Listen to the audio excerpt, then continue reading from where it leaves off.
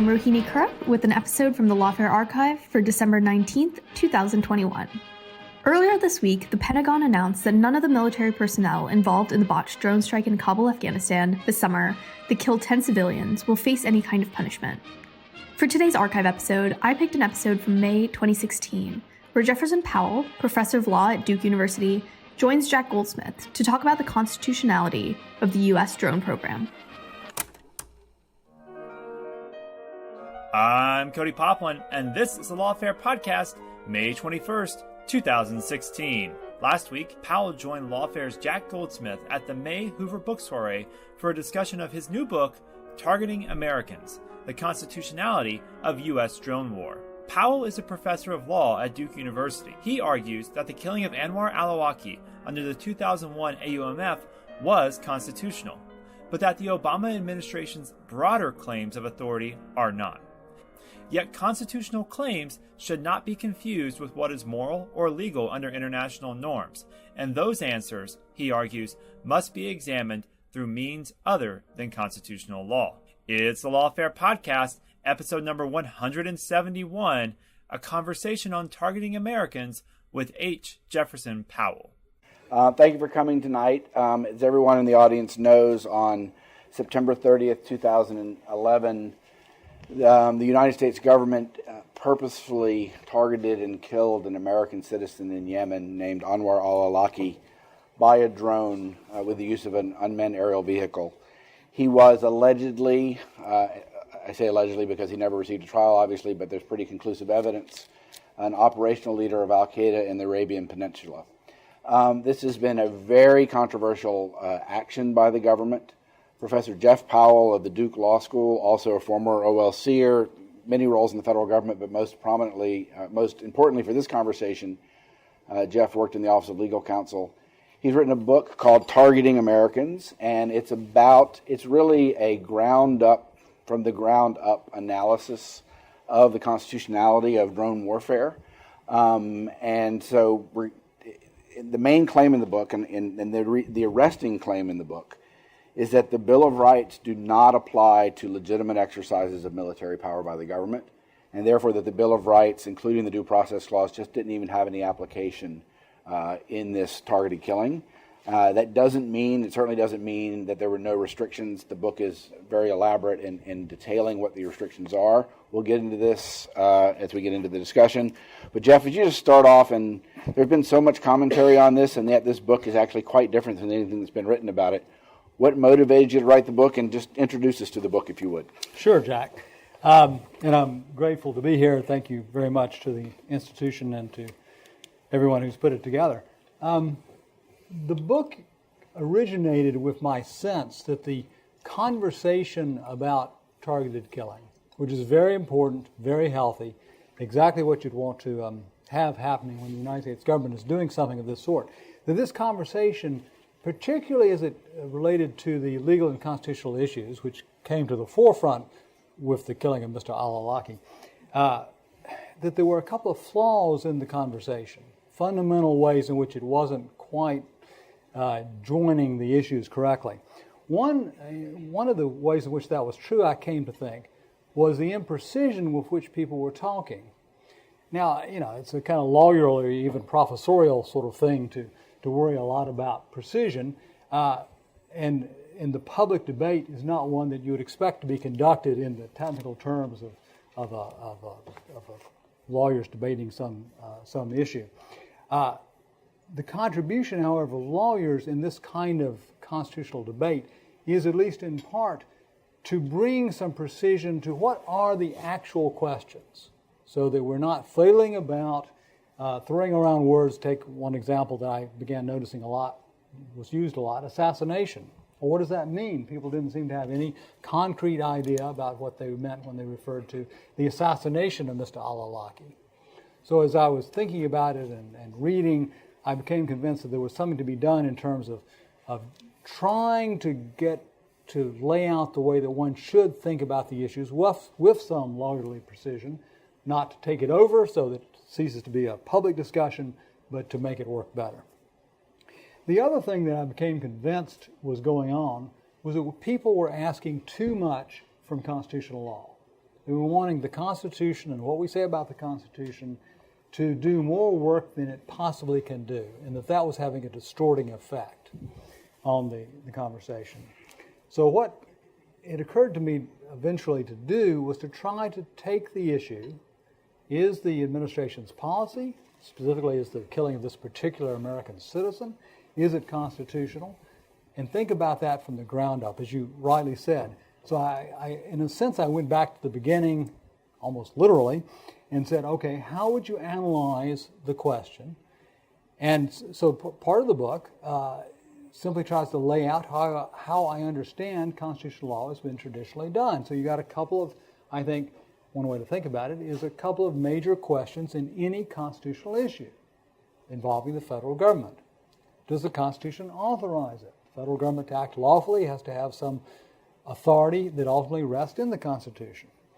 And if it is authorized to act, is the federal government doing something that transgresses a limitation, such as the Due Process Clause? So you can think about all the issues under one or the other of these two ideas of authorization and prohibition. So as I began trying to think this through from the ground up, it became quite clear to me that part of the problem with imprecision was that people were thinking that the constitutional issue might have something to do with the particular way in which Mr. al Awlaki was killed. And in fact, I focused, because I use the killing of Mr. al Awlaki to focus the discussion, I do focus my own discussion about the use of drones to target people. But part of what the book has to say is that that's not where the real issues lie. The real issues lie in questions such as the constitutional authorization to the political branches to wage war successfully. And to wage war, John Marshall said, the Constitution was made to encounter and take care of the various crises of human events, to wage war successfully, not just in an 18th century context of lines of musketeers shooting each other, but in the 21st century context that's very, very different. And then with respect to prohibitions, I began to think about how does the Constitution's various prohibitions on government action, how do they fit in with the authorizations of power, which themselves, by authorizing one thing, the Constitution sometimes doesn't authorize something else, and with other kinds of limitations, such as international law, on what the federal government can lawfully do, speaking broadly. And so that's the way that the book began. The basic thesis of the book is that the announced policy under which Mr. al Awlaki was killed is itself constitutional. It's authorized under the Aumf that Congress enacted shortly after 9/11,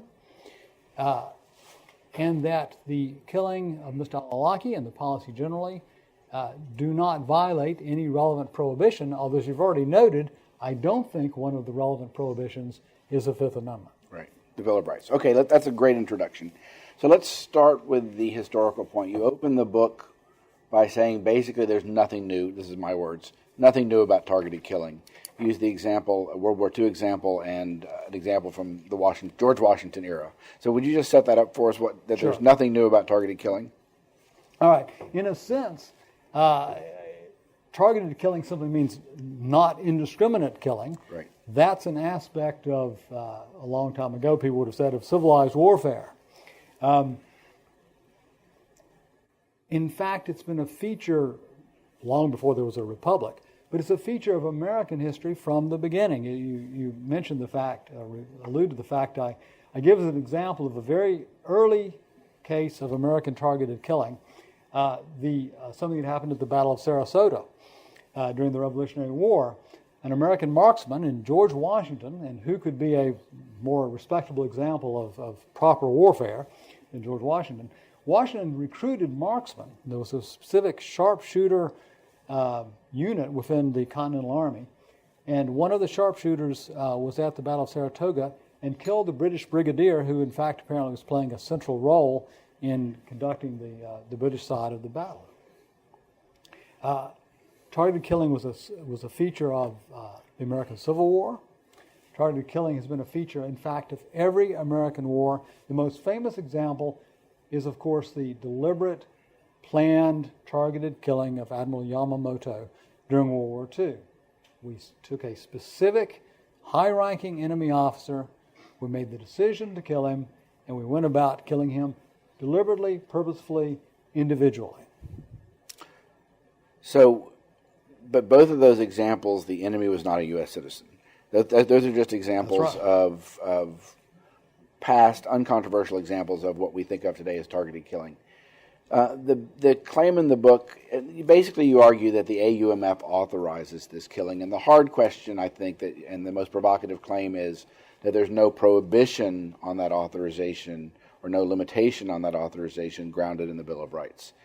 And so could you just explain the basic logic and maybe ground it? A lot of it has to do with the Civil War cases, which obviously involve targeting American citizens to some extent. So tell us the nature of the Bill of Rights claim. Why doesn't the Bill of Rights apply and limit targeted killing? Yeah, no, it's a vitally important question, and of course it's one that not everyone agrees with my right.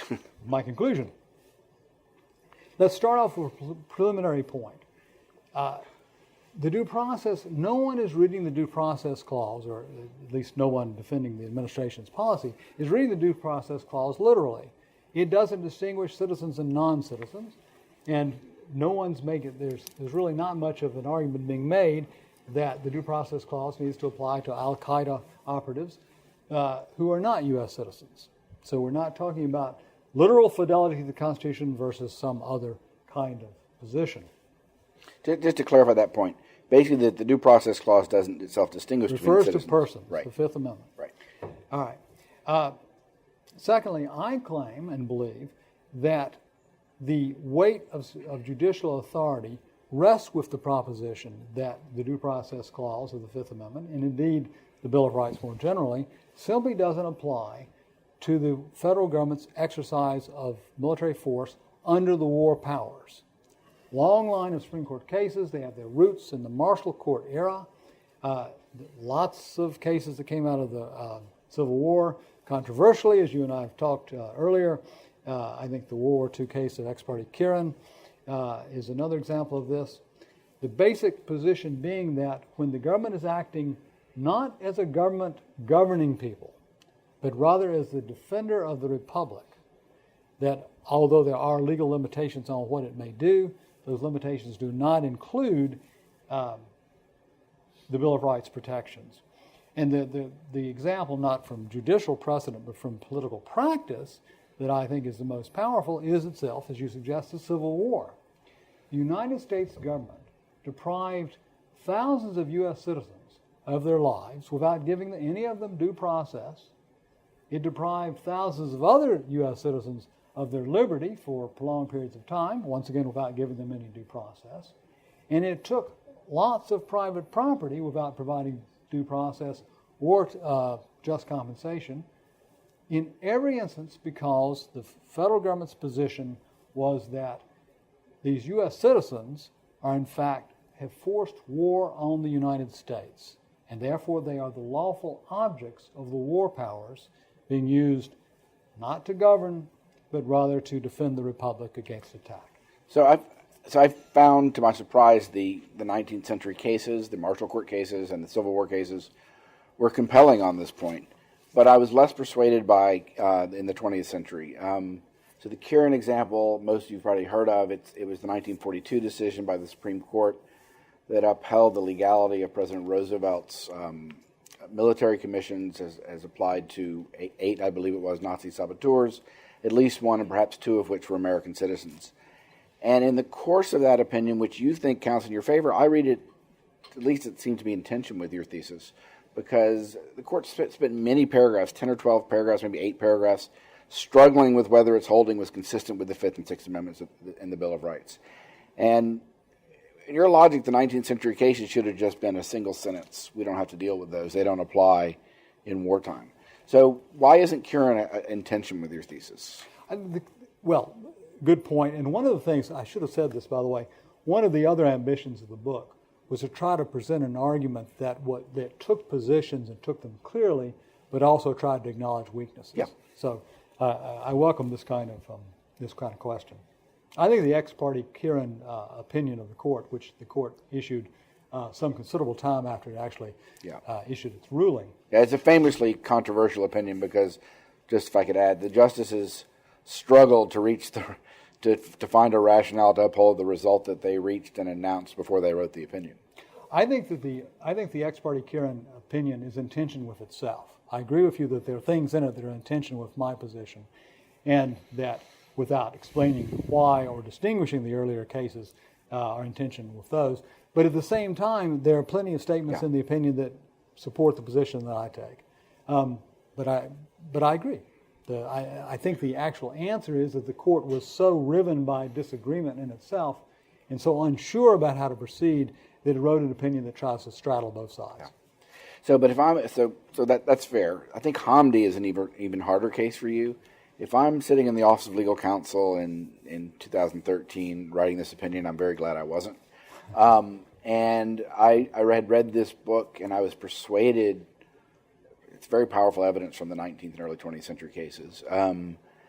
But then there's the Hamdi decision, which in the context of this conflict, the post 9/11 war, interpreting the AUMF, holds that the due process clause, this is my understanding of the holding, you can correct it, holds that the due process clause applies to the detention of a U.S. citizen picked up on the battlefield in a traditional armed conflict, detained in the United States under, at least in part, the AUMF.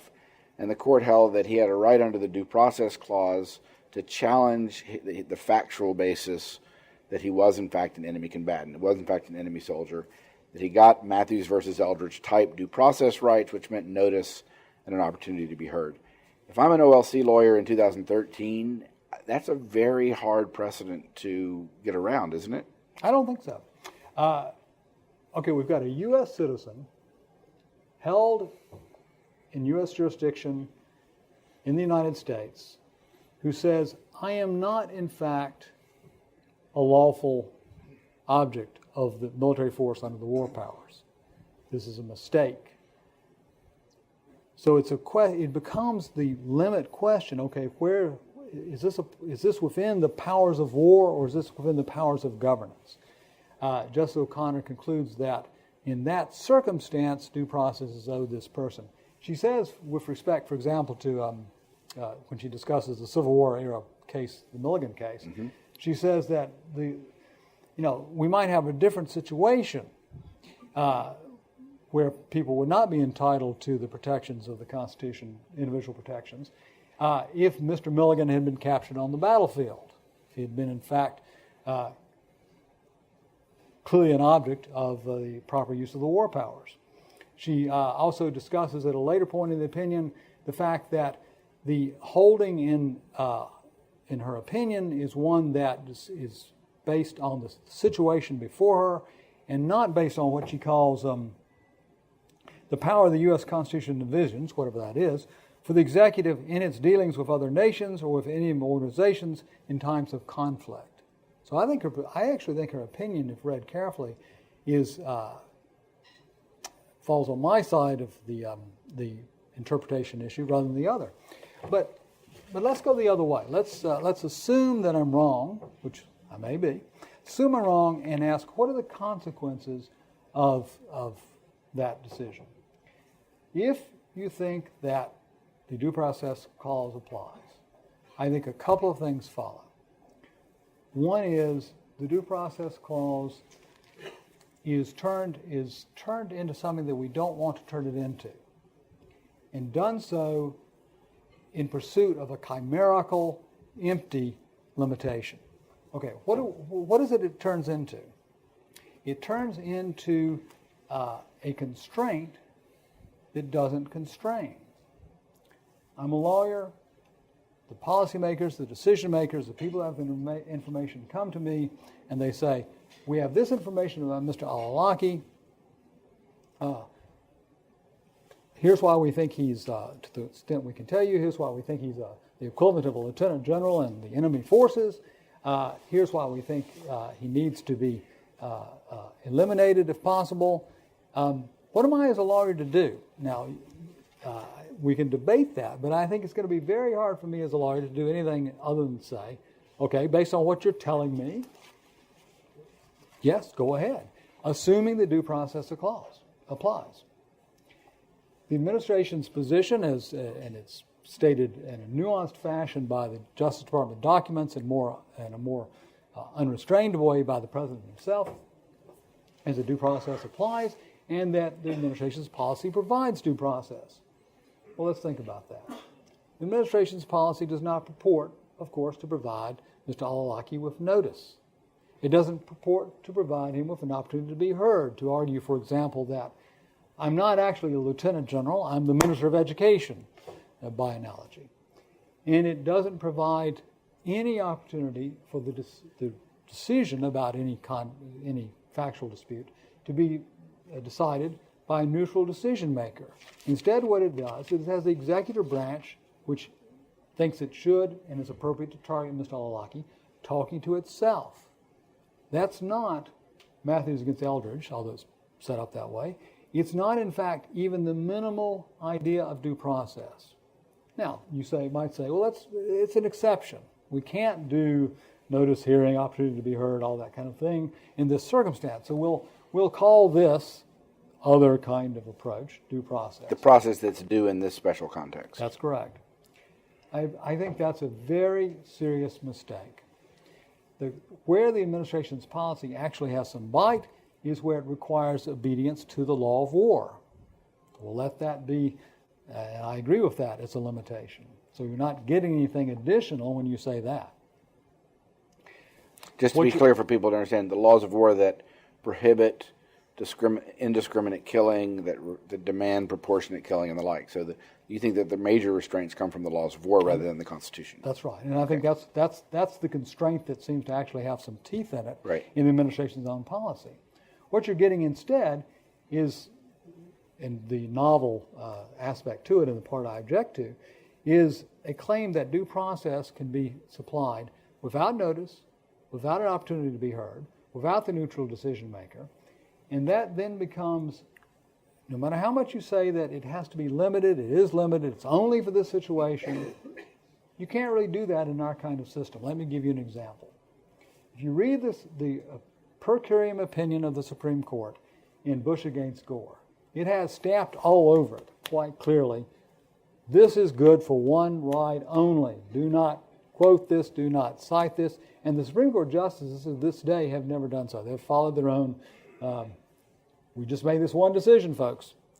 The lower courts have, of course, cited the opinion hundreds of times. That's not surprising. Once you say of an action by the executive that it's not just an incident or something that was done under the heat of necessity in a war or something like that, but rather that it satisfies the Constitution, you have what Justice Jackson memorably said in the Kuromatsu Japanese internment camp decision, Japanese-American internment camp decision. You have set up a loaded weapon that lies around for people to use in other contexts. Yep. So I want to summarize this point and push you on it because I think it's one of the most important in the book. So just because this is, so you make this very powerful, very intricate, historical, doctrinal argument that the Bill of Rights doesn't apply to authorized military action. But then there's another powerful, I'll call it a functional argument, you don't call it that, and this is the one you just made, and that is most of the discourse around targeted killing is the president in secret is making a decision without any independent check to kill an American citizen. The Due Process Clause says no deprivation of life without due process. That seems like it applies here, and we can't leave the power of execution. Some people call it assassination, even though technically it isn't. We can't leave that power in the hands of a single person. There has to be some kind of check. To which you respond, that's the kind of intuitive argument that the Due Process Clause needs to have some application and hopefully some bite. So I'm summarizing, your response is that's chimerical. That's a false. It doesn't restrain, and it leaves open by arguments by analogy. If it was due process in this particular context, to not give someone notice, not give them a hearing, not have a neutral decision maker, if that was due process in this context because of the particular situation, because of the threat to national security, you can be assured that at some point people are going to say, well, this is like that. And even if this seems comfortable at the moment, is not going to be comfortable somewhere down the line. So it seems like a protection for al Awlaki is actually a watering down of the right, so. And we don't know where it might apply next. Absolutely. Yeah. So that's a very good point, and I think there's definitely something to that. Again, I want to come back. We didn't talk about this before, but imagine yourself in the Office of Legal Counsel writing that opinion. That's a tough opinion to put your name to say that the president has the authorization from Congress to kill an American citizen and does not have to give him due process or any other protection of the Bill of Rights. I mean, that's a tough opinion to sign on to. But Jack, you've left out part of the opinion. Okay, go ahead. Because the part of the opinion that needs to be in there is, in the particular circumstance where a U.S. citizen is the lawful object of military force exercised under the war powers. It's very clear, the long line of Supreme Court decisions that I'm relying on in part for the doctrinal argument make it very clear that the government doesn't have the ability to choose to use the war powers as opposed to using the ordinary powers of governance, all of which are constrained by the Bill of Rights. So that, for example, one of the things that after Mr. al Awlaki's killing, a lot of people seemed to have worried about was, well, now the government will the president will be ordering the killing of the drug kingpin on 14th Street. No. This is not something the government doesn't have the option to use war as opposed to governance in dealing with the nation. What do you say to the concern that what if there's a mistake? What if the executive branch, because it didn't give him adequate process, as some people think are required by the Due Process Clause, that they're just in secret in this star chamber situation, making a decision to kill someone? And we've seen there are always factual mistakes in war. There are intelligence errors. The administration has, and I'm comforted by this, have insisted, although we can't see the process, that it's extremely robust inside. So what do you say to that concern? Okay. Dubbing this due process doesn't address the concern at all. It doesn't provide us with any more constraint on what the government is doing than is already being provided by what we are trusting is the conscientious following of the laws of war by the military and other lawyers doing that kind of thinking. We're not gaining anything. So we've got no gain for the ultimate crucial value, constitutional value the Due Process Clause means to protect. On the other hand, we have this, as you nicely said, this risk of watering down what is, in fact, a crucial constraint on government. So is it fair to say that you think, you almost use this language in the book, that the due process analysis in the OLC Justice Department opinion is window dressing and maybe damaging window dressing? No window dressing in the sense that that's what the people who wrote it thought. No, I'm not talking about intentions. I'm talking about, because I don't attribute bad faith to anyone. And in fact, Jack, you're absolutely right, of course. One of the things I do say in the book is our sense that, the intuitive sense that most of us have, well, surely the Due Process Clause has something to say to it. That comes out of an absolutely correct belief that the U.S. government is not authorized by the Constitution to act in barbaric ways. But it's that sense is not being served by this kind of made-up constraint. And you said at the beginning, and you say it in the book, that we're asking too much of the Constitution when we constitutionalize this issue. Can you say more about that? Yeah. Because I think that's one of the real drivers of the book and one of the important themes. It is. We want we want to have the sense that the government is acting. We want to have more than just a sense, because we want it to be the case that the government is acting in orderly ways. We dub it due process, and it makes us more comfortable. I think that's one of the things that, in fact, probably not only drove the lawyers in the Justice Department, but may well drive other people as well in the government. I think it drove the reaction. Imagine the reaction to the opinion that says no Bill of Rights protections. I mean, people would have been more. It was comforting, even if it's even if it's just window dressing. It's comforting compared to, for the general populace, I think, for the pundits and for the New York Times editorial board and for the critics. It's comforting compared to a situation where the government says no Bill of Rights constraints on what we do. It is. It makes you feel like, well, this is the kind of thing that fits in with people, wearing suits and comfortably sitting around talking about things. But that's not war. And one of the things that I think that we don't serve constitutional values well by allowing constitutional language to function to hide from us what it is we're doing. if it's, I say right at the end of the book that one of the reasons the Constitution shouldn't be pressed to do more than it can do is precisely because there are all kinds of questions, some of which are even more important than constitutional questions, involved here. If it's wrong to kill Mr. al Awlaki, it's wrong to kill him. If it's wrong to be using targeted killing in the ways that some people claim we're using it, with enormous impact on general populations in certain areas, it's wrong to do it regardless of whether they're U.S. citizens or not. And the constitutional language, because of its familiarity, I think sometimes can lead us to not pay attention to what it is we're doing and to the wisdom and morality of what we're doing. And to be fair, you're quite clear in the book that there may be all sorts of political, moral, prudential, and other reasons to have all of these due process-like restrictions without tying them to the Bill of Rights. So what, again, this is going beyond the book a little bit.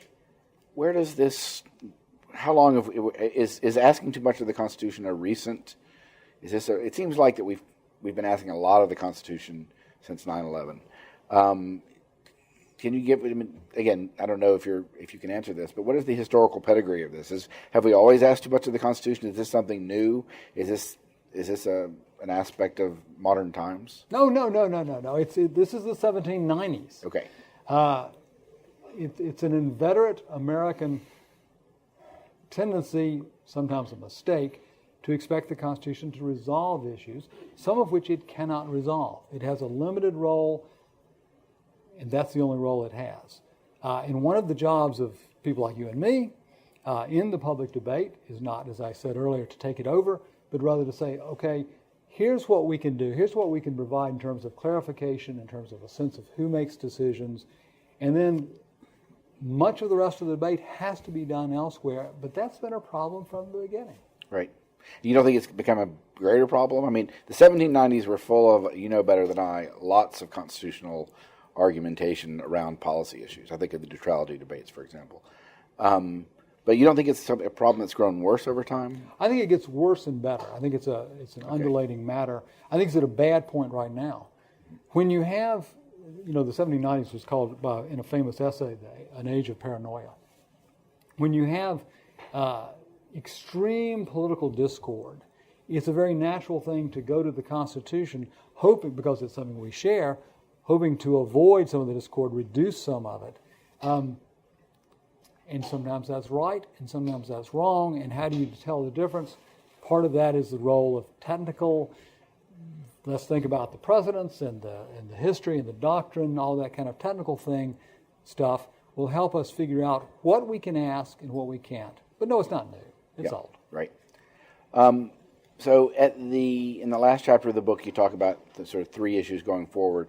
One of them is after the AUMF. So tell us about after the AUMF. We're talking about the 2001 authorization to use military force, the AUMF that the administration claims, and you agree, authorized the killing of al Awlaki. And so give us some background on that and tell us how we should think about the end of the AUMF, because the end doesn't seem near, and if you listen to the Obama administration, especially people in the Pentagon, they say now the war against the Islamic State is a generational war. Okay, yeah. The question here involves a statute. The AUMF is a law that has no sunset provision and doesn't have any very clearly stated terminating event. It basically authorizes the president to use all necessary and appropriate military force against the perpetrators of 9/11, described in very general terms, in part because we needed to do so under the facts we had at the time Congress passed it. And for the particular purpose, not of fighting international terrorism generally, but rather of responding to and preventing 9/11 and future 9/11s. Well, one way to read that, it's not a crazy reading, is that statutes like Supreme Court decisions don't have sell dates, and it just goes on forever until Congress repeals it. I don't think that's the best reading. I think it's the best reading because it leaves us in a situation that is fundamentally different from the historical practice. In the past, to take just the easy, rare, classic example, Congress declares war. Ultimately, the war comes to an end. It comes to an end in a formal and clear fashion. That's almost certainly impossible to expect in this kind of conflict. Right. Does that mean that when Congress doesn't attach a specific termination date, which has all the disadvantages that people worry about, the 60-day clock, right, for example, under the War Powers Resolution, of telling the enemy when we're going to stop? Congress doesn't attach a termination date, and Congress finds it difficult or impossible to give a clear, unequivocal statement of, okay, when this will end, regardless of what the date is. One answer would be, once again, to say it doesn't have an end. But then that puts us in a context of perpetual congressionally authorized war, which I think also is not the best way to read what Congress has done, because Congress didn't say fight international terrorism, period. It said, find the language, it said you are authorized to use necessary and appropriate force in order to reply to 9/11 and prevent future 9/11s right. by the perpetrators of 9/11. Right. At some point, the perpetrators are gone. At some point. But what does that point look like? Because it's pretty clear that the Obama administration, as late as late 2013, early 2014, there were signals coming from the president, from Jay Johnson in his speech, Harold Coe in his speech, that Al-Qaeda as a threat, the original organization, had been so diminished that it was on the horizon that they could basically declare the cessation of hostilities. People were wondering what the implications of that were, and that basically that authorization would elapse. People were wondering what the implications were for the ability to hold people at Guantanamo Bay, for example. Yep. Then suddenly, but we've had a reversal since then. Not only does Al-Qaeda seem stronger now than 2 or 3 years ago, but the Islamic State, which is not associated with Al-Qaeda, although it kind of grew from the ashes of Al-Qaeda in Iraq, is this enormous threat. And the president has, through interpretation, extended the AUMF to the Islamic State. So doesn't seem, and the conflict against the Islamic State is a conflict that's not nearly over. So it might not be perpetual, it might not be forever, but it may be decades. Question mark. What do you think? Well, I think it's two things. The first is this illustrates what constitutional law or public law more generally can and can't do. We can and should hold this or any other administration's feet to the fire when they reverse positions or take positions that seem very difficult to fit with the law that they claim to be interpreting. So that when you have a law that is written in terms of a particular event, the perpetrators of that event, an organization that has maybe some kind of historical connection in a very attenuated way doesn't fit very easily. Right. So by being as precise as we can about what, in this case, the AUMF says, we help ourselves understand the context in which we should evaluate the administration's claims. As a matter of fact, I'm not an expert on strategic or Near Eastern affairs. I've got my own sense, but that's part of the public debate. What you and I as lawyers provide is the ability to say, look, this is not the blank check of go fight international terrorism as long as it exists. And they don't. To be fair, they don't claim that. They claim their claim is, and that was the authority the Bush administration sought in September of 2001. Congress rejected that authorization. They gave them something narrower, and I think even they would admit was a difficult interpretive argument. They've crammed the Islamic State into it. I mean, to be fair to the administration, Congress has, I think, in a half-hearted way, asked for an authorization from Congress against the Islamic State specifically. Congress isn't likely to act on that for a whole bunch of reasons, one of which is the president already claims the authority under the 2001 AUMF. How much of the blame does Congress get for this, and what is the president supposed to do in a situation of, I hate this word, but gridlock's not the right word, but non-cooperation? Well, first point is that this illustrates the limited ability the Constitution has to help us. What you're describing is, at least as much as a constitutional issue, an issue of the way our political system is currently functioning. Most Americans, I suspect, don't think the system is supposed to be a czar. Most Americans don't think that the system is supposed to be one that is unable to respond to serious national security threats. And since the executive branch is the one 24/7 branch, and furthermore is the one that actually takes actions for national security, obviously the president has to have some significant discretion. These are constitutional values. Constitutional law itself can't resolve this kind of political disagreement. What constitutional law can do is, one can hope, is identify, for example, the fact that the president sometimes needs congressional authorization, isn't free or constitutionally entitled to simply do whatever in the president's sincere, good faith judgment needs to be done. Right. Okay, last question, and the last question I'm going to take from the title of the last section of the last chapter, which asks a question: are there constitutional limits to the employment of targeted killing as a tool of war? The simplest answer, you say, is no. There are no such limits. So explain what you say in that last section and tell us why we shouldn't be worried to death about that. All right.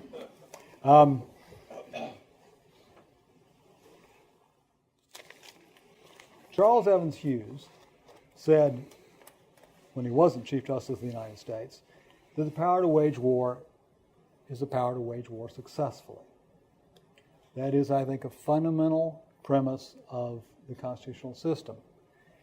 And if targeted killing is one of the effective means of waging war successfully in the 21st century context, it has the same constitutional status as that rifleman up the tree at the Battle of Saratoga. It's another means of waging war successfully in the defense of the Republic, or Saratoga was establishing the Republic. But that doesn't leave, number one, that doesn't leave the federal government unconstrained. There are various kinds of constraints that I discuss in the book. One of them, and that's part of the section you refer to, is I don't come to a definitive answer, or I think it's clear what my own answer is. The power to wage war is the power to wage war successfully, but not necessarily by all means that someone might think necessary for success. We don't need to go into the unpleasant, horrible details of the kinds of things that have been done over the course of history in waging war. And some of them, I'll just mention one, indiscriminate murder of civilians. For all I know, sometimes that's effective as a means of waging war. Is it imaginable that the founding document, which people like George Washington created, authorizes the national government to engage in that kind of behavior, even in the defense of the Republic? And I'll leave that as a question mark. My own answer is no, it's not imaginable. So the incredibly broad, I'm happy to use the word plenary, which never means quite what it literally says in American constitutional law. The plenary power to wage war, I think, has substantive limits beyond which the government may not go. That's great. Thank you so much, Jeff. Thank you. Thank you very much.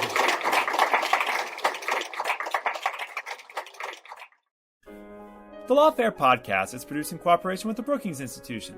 Thanks this week to the Hoover Institution for permission to use this audio. Our music is performed by Sophia Yan, and as always, please spread the word and promote the Lawfare podcast via your social networks on Twitter, Facebook, email, and in any other way you can. Thanks for listening.